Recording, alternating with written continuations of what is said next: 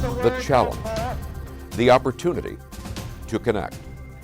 The 1960s, a time of imagination and change, a time of anger and fear. The 1960s, a program called Challenge. Good evening, ladies and gentlemen. Looked at our connections, our divisions, through the lens of faith.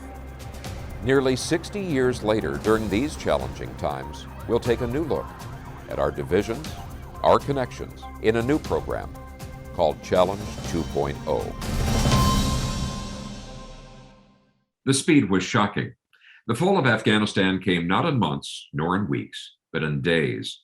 And it came after 2 decades of war and the deaths of 100,000 Afghans and 6,000 Americans.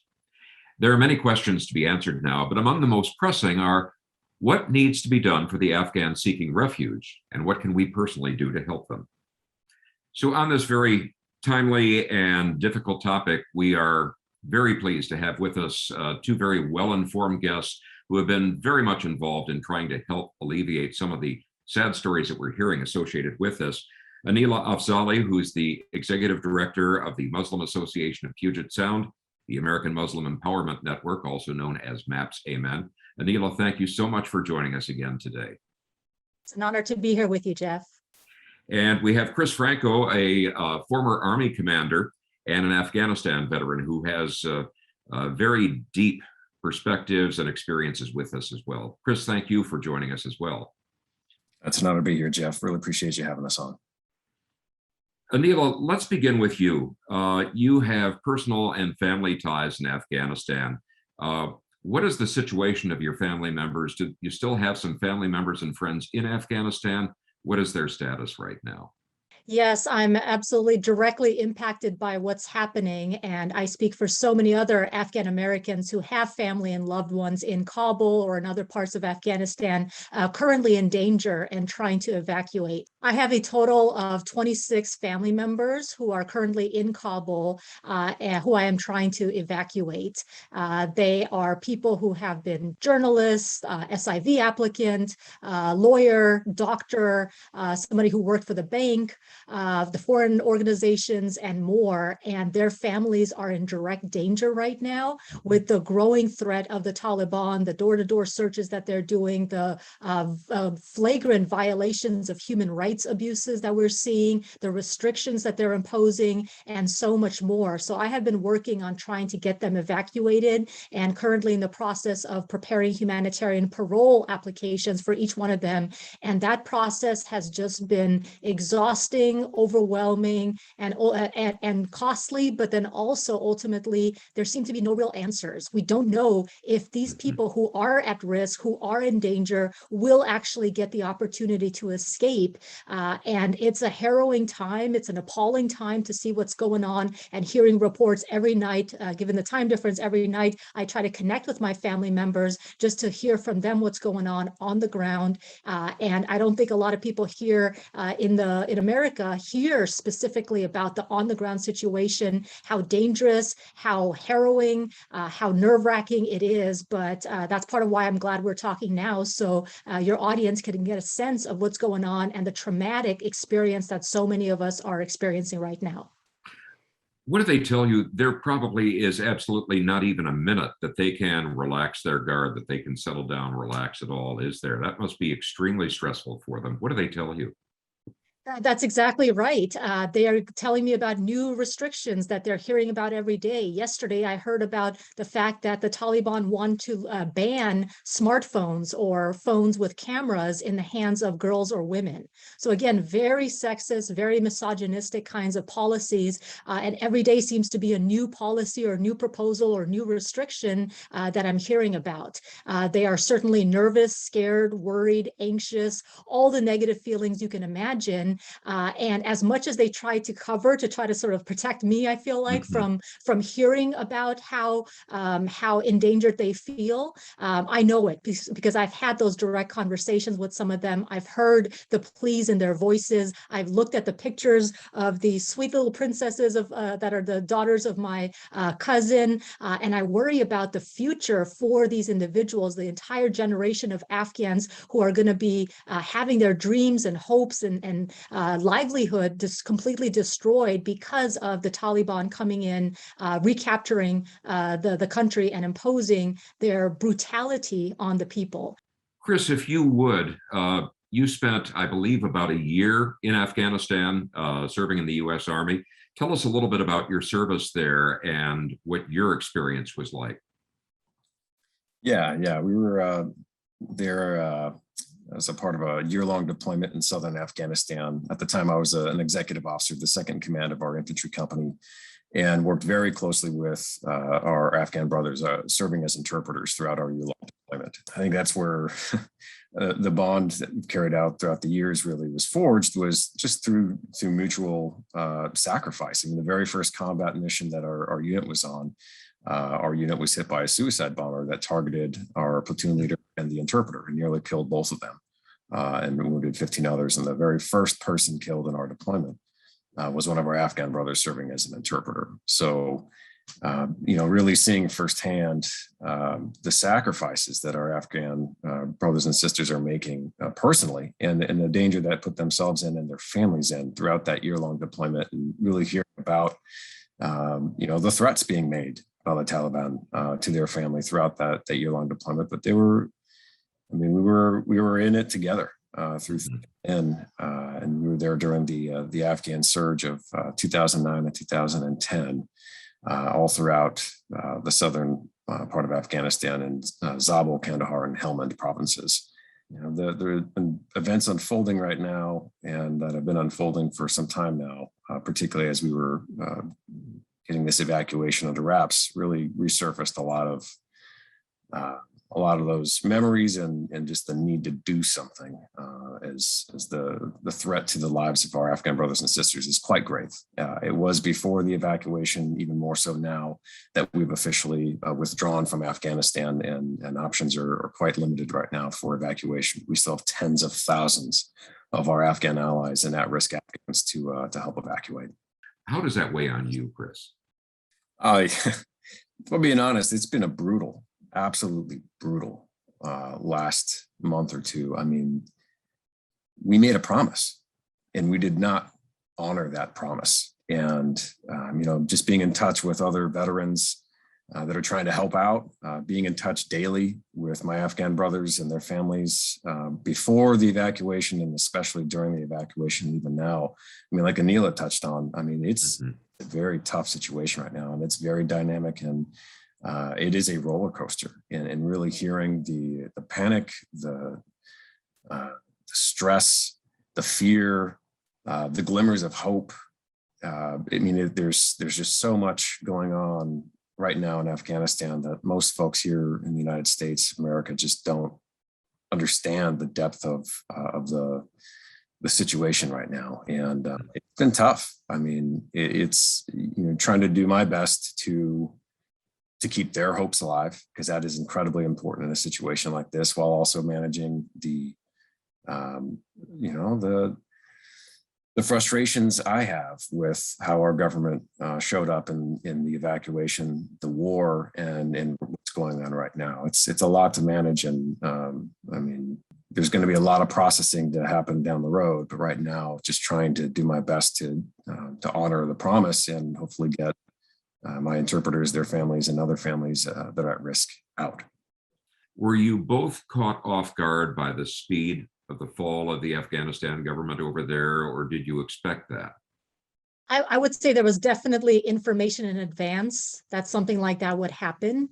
I think a lot of that information was known at the time of making decisions, and it may have been ignored or not given enough attention. Some of the things that absolutely surprised me were our behavior, like leaving the Bagram airport, or just overnight abandoning it without notice to some of the Afghans there. Some of the communications around the Air Force support and failing there. Even the way we set up the Afghan army, it was really based on a model that we use. And as soon as we removed the air support, we really left the Afghan army without actual protection to do their job. So I don't think any me of that was surprising, that they're not able to engage in that struggle against the Taliban when they don't have the support, and many of the people on the ground had not been paid for months. There was so much corruption. There was so much, what they call ghost armies, people identifying, or military contractors identifying individuals who were part of their roles but actually were not. So there was a lot of things that I think could have been foreshadowed that would result in what we saw with the collapse of the Afghan army. At the same time, what really, I think, appalled me was both the hasty evacuation in a way that was, from my perspective, very unprepared. We didn't have one point person, for instance, who can actually answer questions and guide the process of evacuating the vulnerable Afghans who we put in danger. We didn't have something like that, even though we had 20 years that we were in Afghanistan. We had plenty of time to prepare for a withdrawal, but that didn't happen. And then I also was very disappointed with the Biden administration with respect to some of the lies made about the Afghan army or the Afghan people, or touting the evacuation as a success when it in fact seemed to show complete disregard, callous disregard for the lives, safety, and well-being of both the people of Afghanistan, but then also Americans and other foreign nationals who were in Afghanistan also needing to evacuate from the incoming Taliban. It would be disingenuous to say from our government that we didn't have intelligence that there was a risk of the Taliban resurging rather quickly. How quickly that would be, I don't think we can say that per se, but it has been just dumbfounding and infuriating to see. We had 20 years to come up with some semblance of a plan to, at a bare minimum, ensure the safe evacuation of our own personnel and our Afghan allies and those at risk as a result of the war in Afghanistan. And that didn't happen. And I think, seeing how quickly things unfolded and fell apart really showcases that complete lack of empathy, that lack of planning, and the lack of focus of this being a priority of our withdrawal from Afghanistan, period. I early on was very frustrated with the date of September 11th being given, when any date for any sort of exit out of a theater of war should be really centered around the critical tasks that need to take place before closing up shop, so to speak. In this case, evacuating our own personnel, our Afghan allies, equipment, you name it. And that clearly wasn't what was driving this evacuation and the plan that didn't exist. This is one of those moments in our nation's history where we really have to learn from our own hubris and apathy and ensure that something like this never happens again. But the sad reality is that it happened, and it is happening, and the results of our actions and inaction are putting millions of people at risk, and have not honored the promise that we made, which, that failure to honor that promise is going to have significant ramifications on the geopolitical front. And we're going to have to address those as a nation. Mm-hmm. What exact problems are impacting the ability of individual Afghans to flee from their country right now? What are the biggest problem points that they're encountering? There are a lot of problems. Number one, there is no clear evacuation route. Like, people don't know, there are no flights that are directly evacuating Afghans. In certain instances where there have been flights, even those which have been privately funded, there have been blocks on those flights being allowed to take vulnerable Afghans out. There have been certain restrictions with respect to documentation, people needing passports. In some cases, those passports have been destroyed. In some cases, they were destroyed by the embassy when we closed the embassy there. So people don't have documentation. They don't have passports. Some people's passports have expired, but they have no way of renewing their passports. There are visa restrictions, both for people getting into sort of neighboring countries, but then also into other countries as well. There are sort of the the whole processing of various other visas, like the special immigrant visa, P1, P2, and P3. All of those processes are significantly backlogged and delayed. There's the humanitarian parole option, which is now the very popular option because it's supposed to be an expedited method, but that alone has its own shortcomings and challenges and obstacles, including the fact that you need somebody in the US to apply for you. You need to have a financial sponsor. You need to pay a $575 individual fee per person. So for my family alone, that's about $15,000 just in the fee, and who knows how long or if it will even be granted or processed in time. And there's the continuing risk of the Taliban going door to door, doing these searches, trying to find these people. Some people are in hiding. They're staying at certain safe houses. They're moving and changing locations. And there's the lack of information about sort of who can leave when or through what process. And there's the Taliban getting support to even sort of act like they are other people, including from the Department of State, contacting folks and telling them to show up places and only to harm them. So there's a risk of knowing who's telling the truth, what information you can believe, and also all of the folks working on the ground trying to fix some of the logistics to be able to evacuate folks from Afghanistan, take them to third countries, and then process them to come here to the US or other places where folks may have family members or loved ones or other connections. So there's a lot of different problems. Those are just some of them. A part of what we're dealing with right now is in those gaps that were there from the evacuation. A number of organizations stepped forward to fill those gaps. So be it the Truman National Security Project, Task Force Pineapple, No One Left Behind, Human Rights First. A number of organizations really stepped in and were providing that kind of guidance and information on the ground to folks that needed to get out. And now that we're officially withdrawn, we're coming into a place right now where those same individuals who were helping out during the evacuation and are helping now are now interacting with the Department of State and the US government really trying to insert itself and taking a more active role in this. But it's a really difficult situation for a vast majority of the Afghans that need to get out because the priority remains with American citizens, legal permanent resident, green card holders, and our special immigrant visa holders, not those that are eligible, those P1, P2, or humanitarian parole folks that Anila had mentioned. But it's a really challenging situation for folks because some of the biometrics data that we used throughout the war is now in the Taliban's hand. Some of the lists of the individuals that we're trying to evacuate were, the Taliban have now. There are, in fact, searches going on, in different areas of Afghanistan to look for folks that have ties to the U.S. government, to the Afghan government, to other organizations within the country. And it is a very dangerous time for folks trying to get out, and a very difficult way to get out. Because right now, you need a passport. You need a passport, you need a visa, you need official documentation. And a lot of folks, to include some of the folks that I've been trying to help get out, one of my interpreters and his family had to burn their documentation before trying to attempt to get into Hamid Karzai International Airport because of the Taliban checkpoints. So we have folks that are caught in this catch-22 of, you need the following documents and have gone through all these processes to have a ticket out or even have a chance at getting out. But so many of those documents are nearly impossible to obtain, or were very difficult to obtain prior to the evacuation.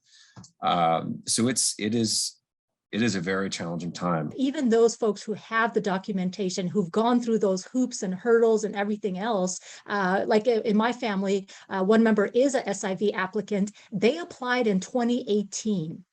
And it's 2021 and they still haven't gotten approved. I mean, they have everything to qualify, and they actually had their interview on August 17th to get their final approval. Well, the takeover happened on August 15th. Those appointments, those interviews, of course, got canceled. So these people are now abandoned. But I say that because even those who had the documents, who jumped through all the hoops, because we were so backlogged, because we were understaffing the processing of these special immigrant visas for the past several years, there are many people who got caught in that backlog, and as a result now are in very serious danger. I also want to add another complication or another challenge is the different definitions of family family. So we only allow immediate family members, meaning spouse or children under 21.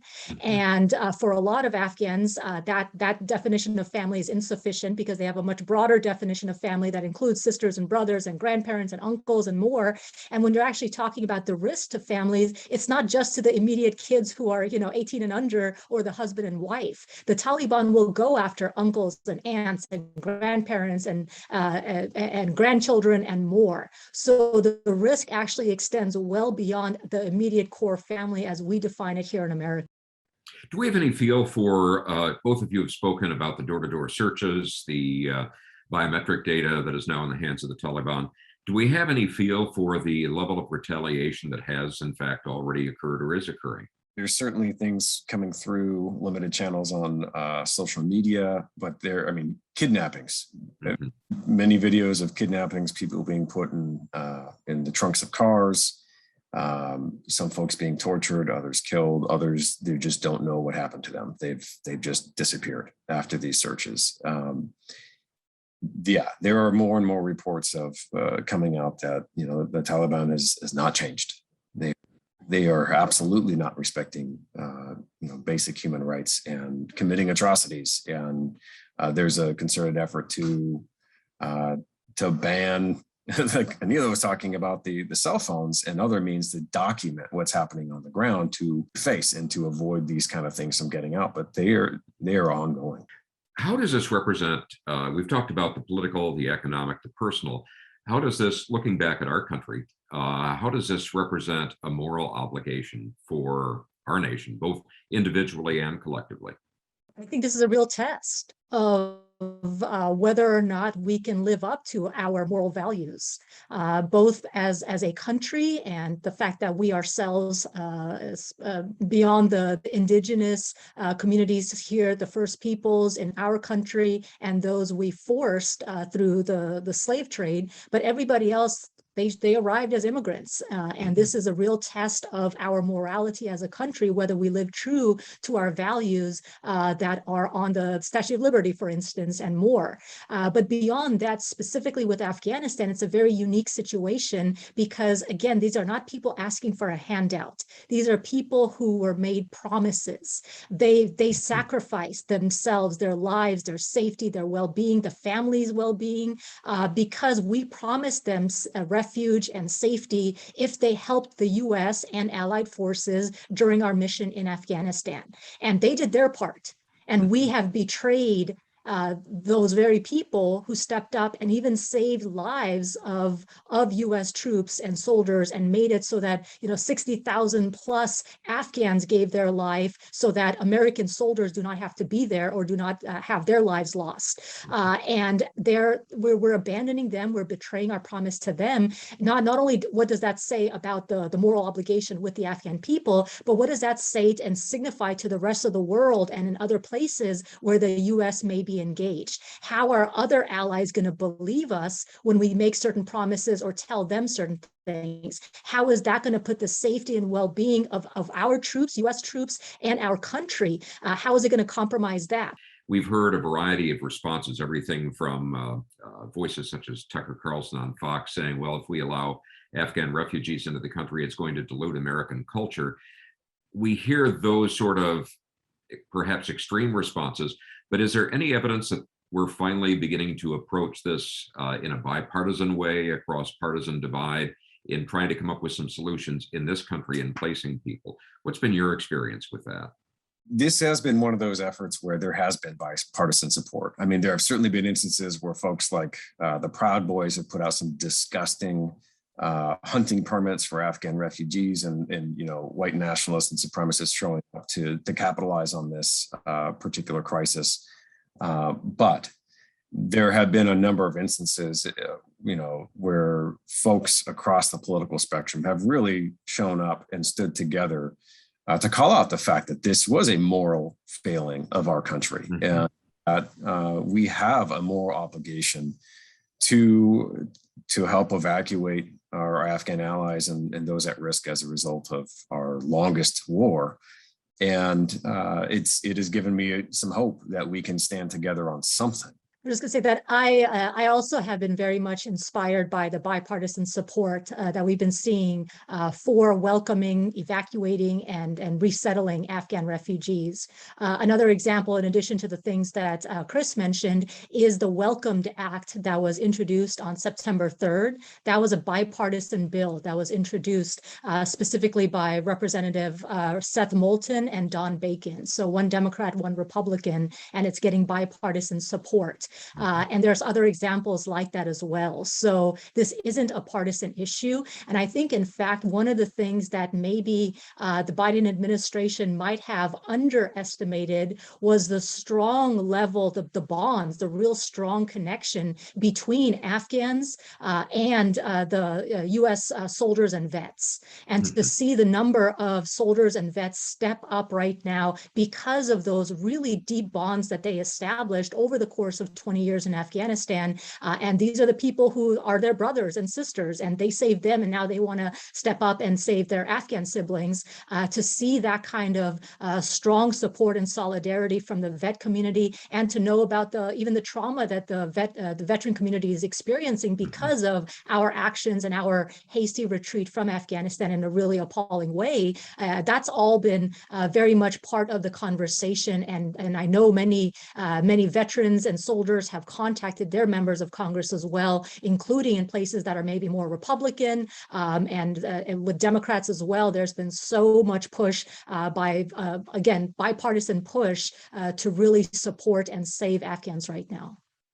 Well, we thank both Chris and Anila for their participation. They have suggested some excellent organizations. If you'd like to aid the Afghan refugees or those attempting to emigrate, we're putting those up on the screen right now. As we put them up, I might suggest that you either take a pen and a piece of paper or a smartphone to record those for your reference.